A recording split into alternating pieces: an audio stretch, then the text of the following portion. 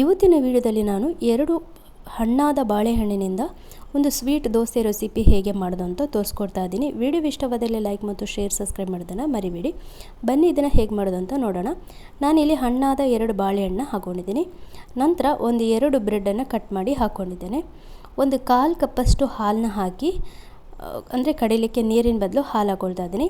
ಒಂದು 4 ರಿಂದ 5 ಸ್ಪೂನಷ್ಟು ಮೈದಾ ಹಿಟ್ಟು ಇಲ್ಲಾಂದರೆ ಗೋಧಿ ಹಿಟ್ಟನ್ನು ಹಾಕ್ಕೊಳ್ಬೋದು. ಇಲ್ಲಿ ನಾನು 1/4 ಕಪ್ಪಷ್ಟು ಸಕ್ಕರೆನ ಹಾಕ್ಕೊಳ್ತಾ ಇದ್ದೀನಿ. ನಿಮಗೆ ಸಿಹಿ ಎಷ್ಟು ಬೇಕಷ್ಟು ನೋಡ್ಕೊಂಡ್ಬಿಟ್ಟು ನೀವು ಸಕ್ಕರೆನ ಹಾಕ್ಕೊಳ್ಬೋದು. ಒಂದು ಚಿಟಿಕೆಯಷ್ಟು ಉಪ್ಪನ್ನು ಹಾಕ್ಕೊಳ್ತಾ ಇದ್ದೀನಿ. ಈಗ ಇದನ್ನು ಚೆನ್ನಾಗಿ ಮಿಕ್ಸಿಯಲ್ಲಿ ಗ್ರೈಂಡ್ ಮಾಡ್ಕೊಳ್ಳೋಣ. ಒಂದು ವೇಳೆ ನಿಮಗೆ ತೆಳು ಅಂತ ಅನಿಸಿದರೆ ನೀವು ಮತ್ತೆ ಒಂದು 2 ರಿಂದ 3 ಸ್ಪೂನಷ್ಟು ಗೋಧಿ ಹಿಟ್ಟು ಅಥವಾ ಮೈದಾ ಹಿಟ್ಟನ್ನು ಹಾಕ್ಕೊಳ್ಬೋದು. ಮೊಟ್ಟೆ ಕೂಡ ಹಾಕ್ಕೊಳ್ಬೋದು. ಈಗ ಚೆನ್ನಾಗಿ ಗ್ರೈಂಡ್ ಮಾಡ್ಕೊಂಡಿದ್ದೀನಿ. ಈಗ ನಾನು ಇದೊಂದು ಪಾತ್ರೆಗೆ ಹಾಕ್ಕೊಳ್ತಾ ಇದ್ದೀನಿ. ಇಲ್ಲಿ ಸ್ವಲ್ಪ ಬೇಕಿಂಗ್ ಸೋಡಾನ ಹಾಕ್ಕೊಳ್ತಾ ಇದ್ದೀನಿ. ಬೇಕಿಂಗ್ ಸೋಡಾ ಹಾಕಿ ಚೆನ್ನಾಗಿ ಮಿಕ್ಸ್ ಮಾಡ್ಕೊಳ್ತಾ ಇದ್ದೀನಿ.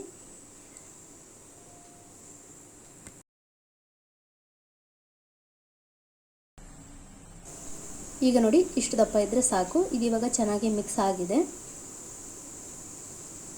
ಈಗ ನಾವು ಇಲ್ಲೊಂದು ತವದಲ್ಲಿ ಸ್ವಲ್ಪ ತುಪ್ಪ ಅಥವಾ ಎಣ್ಣೆನ ಸವರ್ಕೊಂಡು ಬಿಸಿ ಆದ ನಂತರ ನೋಡಿ 1.5 ಸ್ಪೂನಷ್ಟು ಹಾಕ್ಕೊಂಡಿದ್ದೀನಿ. 1.5 ಸ್ಪೂನಷ್ಟು ದೊಡ್ಡ ಚಮಚದಲ್ಲಿ ಹಾಕಿದ್ದೀನಿ. ಮತ್ತು ನೀವು ಇದನ್ನು ತೆಳು ಹಾಕ್ಲಿಕ್ಕೆ ಹೋದರೆ ಅದಷ್ಟು ಚೆನ್ನಾಗಿ ಬರೋದಿಲ್ಲ, ದಪ್ಪನೇ ಇರಬೇಕಿದು. ಲೋ ಫ್ಲೇಮಲ್ಲಿ ಇಟ್ಟು ನಾವು ಇದನ್ನು ಬೇಯಿಸ್ಕೊಳ್ಬೇಕಾಗುತ್ತೆ. ಈಗ ಮೇಲೆಗೆ ಸ್ವಲ್ಪ ತುಪ್ಪ ಹಾಕ್ಕೊಂಡು ಇದನ್ನು ತಿರುವು ಹಾಕ್ಕೊಳ್ಬೇಕಾಗುತ್ತೆ. ತಿರುವು ಹಾಕೋಕೆ ಸ್ವಲ್ಪ ಅಂಟು ಅಂತ ಅನಿಸುತ್ತೆ, ಆದರೆ ಅಂಟಲ್ಲ, ಒಳ್ಳೆ ಸಾಫ್ಟಾಗಿರುತ್ತೆ. ಇದು ಸಿಹಿ ಅಲ್ವಾ, ಹಾಗಾಗಿ ಬಾಳೆಹಣ್ಣು ಹಾಕಿರೋದ್ರಿಂದ ಸ್ವಲ್ಪ ಈ ರೀತಿ ಅಂಟುತ್ತೆ. ತಿನ್ನೋದಕ್ಕೆ ಕೇಕ್ ಥರನೇ ಇರುತ್ತೆ.